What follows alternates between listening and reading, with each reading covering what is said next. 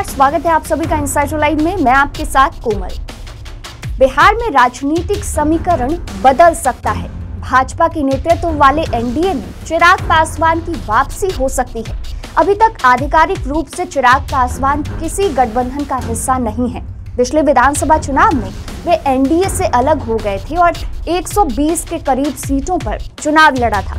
हालांकि कहा जाता है कि भाजपा की शह पर ही उन्होंने सहयोगी जनता दल यूनाइटेड के उम्मीदवारों के खिलाफ चुनाव लड़ा था और नीतीश और जेडीयू के खिलाफ उन्होंने प्रचार किया था।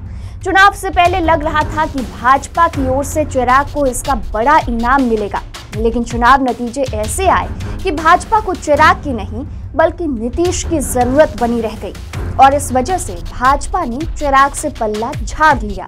बाद में नीतीश कुमार की शह पर लोक जनशक्ति पार्टी टूटी तो चिराग से अलग हुए 5 सांसदों के गुट को चाचा पशुपति पारस अपने पाले में ले गए और पशुपति पारस को केंद्र में मंत्री बना दिया गया। इस दौरान चिराग ने राजद नेता तेजस्वी यादव से नजदीकी बढ़ाई। स्थितियां बदल गई हैं। अब चिराग की एनडीए में पूंछ बढ़ने लगी है। चिराग को अपने पाले में लाने की कोशिश में बीजेपी अभी है।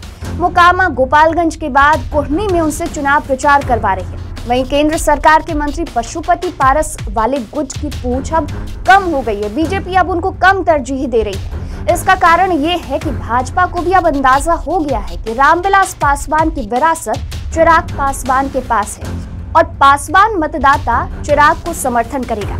पिछले दिनों 2 सीटों के उपचुनाव हुए तो केंद्रीय मंत्री पशुपति कुमार पारस प्रचार करने नहीं गए। भाजपा उम्मीदवारों ने चिराग पासवान को भेजने की मांग की और चिराग ने उनके लिए प्रचार किया। सूत्रों के मुताबिक जल्द ही चिराग पासवान की अब एनडीए में एंट्री होगी। पहले तो भाजपा ने उनके पार्टी का विलय कराने का प्रस्ताव रखा था, लेकिन वे इसके लिए तैयार नहीं हुए। राष्ट्रीय लोक जनशक्ति पार्टी और लोक जनशक्ति पार्टी रामविलास का मेल क्या भविष्य में हो सकता है, ये सवाल सियासी गलियारों में काफी चर्चा का केंद्र बना हुआ है। चिराग पासवान ने इस पर साफ कह दिया कि वो चाचा के साथ नहीं जाएंगे। चिराग ने पशुपति पारस के साथ मिलने की संभावना को सिरे से खारिज कर दिया। चिराग पासवान के बाद अब राष्ट्रीय लोक जनशक्ति पार्टी के नेता पशुपति कुमार पारस ने भी ऐसी ही राय जाहिर की है। विलय को लेकर जताई जा रही संभावना को पशुपति पारस ने भी सिरे से खारिज कर दिया है। उनका साफ कहना है कि वो चिराग के साथ नहीं जाएंगे। पशुपति पारस ने कहा है कि अब दोनों दलों का विलय संभव नहीं है। पारस ने यह भी कहा कि कोई दल अगर टूटे तो भविष्य में जुड़ जाता है, लेकिन अगर दिल टूटता है तो उसके जोड़ने का सवाल ही पैदा नहीं होता। हालांकि भारतीय जनता पार्टी चिराग पासवान को अपने पाले में जल्द ही ला सकती है। चिराग जल्द ही एनडीए के सहयोगी बनेंगे और केंद्र सरकार में उनको मंत्री भी बनाया जा सकता है। तब पारस की सरकार से विदाई हो सकती है, क्योंकि फिलहाल चिराग और पारस के बीच दूरियां इतनी बढ़ चुकी हैं कि दोनों साथ मिलने को तैयार नहीं हैं।